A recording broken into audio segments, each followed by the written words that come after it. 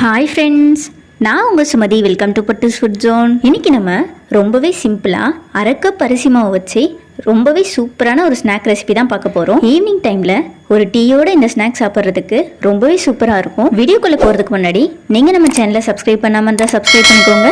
கூடவே பெல் ஐக்கானை கிளிக் பண்ணி ஆல் ஆப்ஷனை சூஸ் பண்ணிக்கோங்க. அப்போ தான் நான் போடுற வீடியோ எல்லாம் உங்களுக்கு நோட்டிஃபிகேஷனாக வரும். வாங்க செய்முறையை பார்த்துடலாம். இது பண்ணுறதுக்கு பேனில் 1.5 கப் அளவு தண்ணி சேர்த்துக்கலாம். அரிசியோட அளவுக்கு ஏற்ற மாதிரி நம்ம தண்ணி வச்சுக்கலாம். இது கூடவே 1/4 ஸ்பூன் அளவு சால்ட் சேர்த்துக்கலாம். நம்ம கடைசியாக சிப்ஸுக்கு உப்பு சேர்ப்போம், அதனால் இப்போ கொஞ்சம் சால்ட் மட்டும் சேர்த்துக்கலாம். உப்பு நல்லா கரைஞ்சி தண்ணி ஹீட்டாகி வரணும்.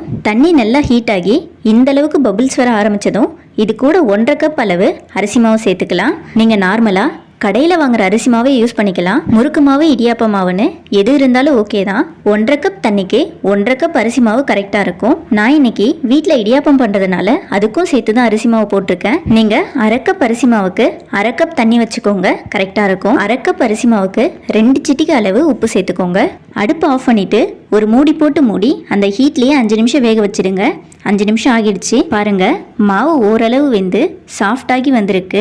அரிசி மாவை இது போல வேக வச்சாதான் நம்ம உருட்டும் போது உடையாம இருக்கும். இதை வேற ஒரு பவுலுக்கு மாத்திடலாம். நான் ஆல்ரெடி சொன்ன மாதிரி 3ல் 1 பங்கு மாவு தான் சேர்க்குறேன். கை பொறுக்கிற அளவு சூடு வந்ததும் நம்ம மாவு பிசைய ஆரம்பிச்சிடலாம். கம்ப்ளீட்டாக மாவை ஆற வச்சிடாதீங்க, மாவு ரொம்ப ரஃப் ஆகிடும். கை பொறுக்கிற அளவு சூடு இருக்கும் போதே நம்ம மாவு பிசைஞ்சு எடுத்துடலாம். ஈவினிங் டைமில் ஒரு டீயோடு இந்த ஸ்நாக்ஸ் சாப்பிட்றதுக்கு ரொம்பவே சூப்பராக இருக்கும். டீ மட்டும் இல்லை, நீங்கள் எல்லா வெரைட்டி ரைஸ்க்குமே இதை சைடிஷாக சாப்பிடலாம். ரொம்பவே சூப்பராக இருக்கும். நீங்கள் மாவுக்கு எக்ஸ்ட்ரா எதுவும் தண்ணி சேர்க்க வேண்டாம்.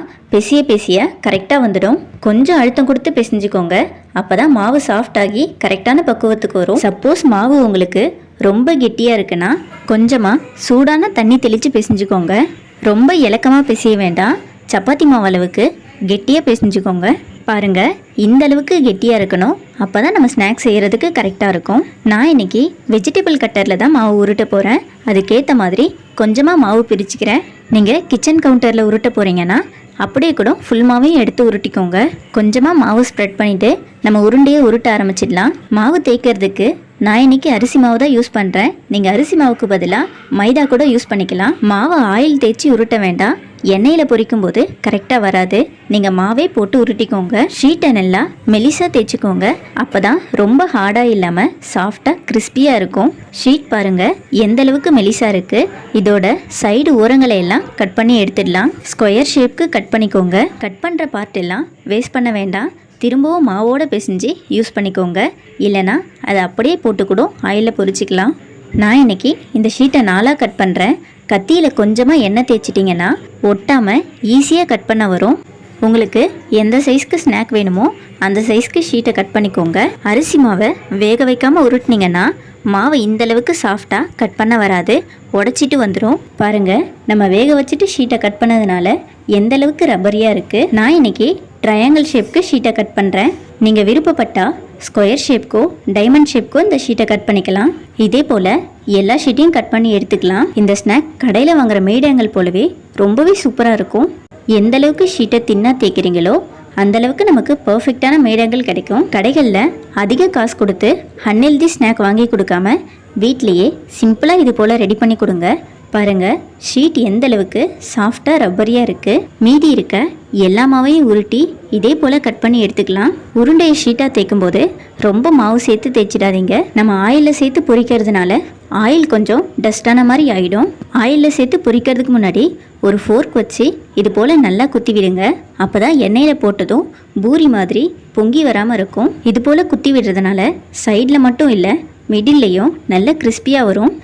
எல்லா ட்ரையாங்கிள்ஸையும் 2 சைடும் இது போல் குத்தி விட்டுட்டு ஆயிலில் சேர்த்து பொரிச்சிடலாம். பொரிக்கிறதுக்கு தேவையான அளவு எண்ணெய் சேர்த்துட்டு எண்ணெய் நல்லா சூடானதும் ட்ரையாங்கிள்ஸ் எல்லாத்தையும் சேர்த்துடலாம். மொத்தமாக சேர்க்க வேண்டாம், பேட்சாக சேர்த்துக்கோங்க. மொத்தமாக சேர்த்துட்டிங்கன்னா எல்லாம் ஈவனாக வெந்து வராது. நம்ம ஆல்ரெடியே மாவை வேக வச்சதுனால இது ரொம்பவே சீக்கிரமாக ரெடி ஆகிடும். ஹை ஃப்ளேமில் வச்சு வேக வச்சுக்கோங்க. 2 சைடும் வேகிறதுக்கு 1 நிமிஷமே போதும். இதை திருப்பி விடும்போதே தெரியும் நல்லா கிறிஸ்பி ஆகிறது. இது வேகட்டும். சின்னதாக ஒரு டிப்ஸ் பார்த்துடலாம். ட்ரையாங்கலாக ஷீட்டை கட் பண்ணிவிட்டு ஹோல் போடுறதுக்கு கொஞ்சம் கஷ்டமாக இருக்கும். அதனால் இது மாதிரி ஸ்கொயராக கட் பண்ணதுமே ஃபோர்க் வச்சு 2 சைடும் நல்லா குத்தி விடுங்க. கட் பண்ணிவிட்டு ஹோல் போடுறதை விட இது ரொம்பவே ஈஸியான மெத்தடாக இருக்கும். ஹோல் ஃபுல்லாக போட்டதும் இப்போ ட்ரையாங்கலாக கட் பண்ணிடலாம். 1/2 கப் மாவுக்கு கிட்டத்தட்ட 200 பீஸ் நமக்கு கிடைக்கும். நீங்கள் இப்போ தான் ஃபஸ்ட் டைம் நம்ம சேனலை பார்க்குறவங்களா இருந்தால் சேனலை மறக்காமல் சப்ஸ்கிரைப் பண்ணி வச்சுக்கோங்க. அப்போ தான் நான் எப்போ வீடியோ போட்டாலும் உங்களுக்கு நோட்டிஃபிகேஷனாக வரும். கரெக்டாக 1 நிமிஷம் ஆகியிருக்கு.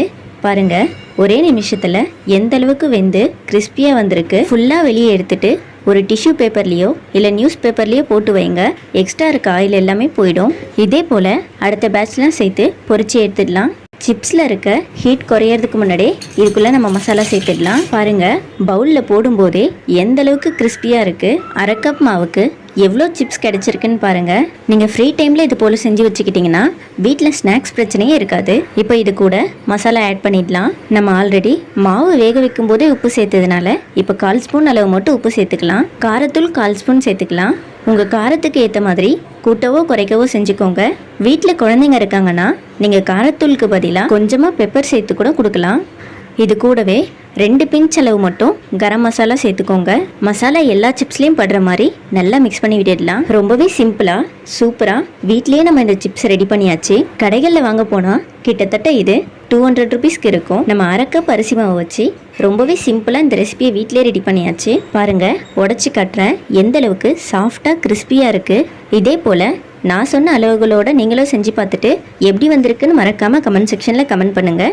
வீடியோ பிடிச்சிருந்தா லைக் பண்ணிவிட்டு இந்த வீடியோவை உங்கள் ஃப்ரெண்ட்ஸ் அண்ட் ஃபேமிலிக்கு ஷேர் பண்ணிடுங்க. இதே போல் நிறைய டிஃப்ரெண்ட்டான ரெசிபிஸ் நம்ம சேனலில் இருக்குது. சேனலை விசிட் பண்ணி நம்ம ரெசிபிஸ்லாம் பார்த்து என்ஜாய் பண்ணுங்கள். இந்த வீடியோ உங்களுக்கு பிடிச்சிருந்தா சேனலை சப்ஸ்கிரைபும் பண்ணிடுங்க. இதே போல் நாளைக்கு இன்னொரு டிஃப்ரெண்ட்டான ரெசிபியோடு வந்து உங்களை மீட் பண்ணுறேன். அது வரைக்கும் பாய்.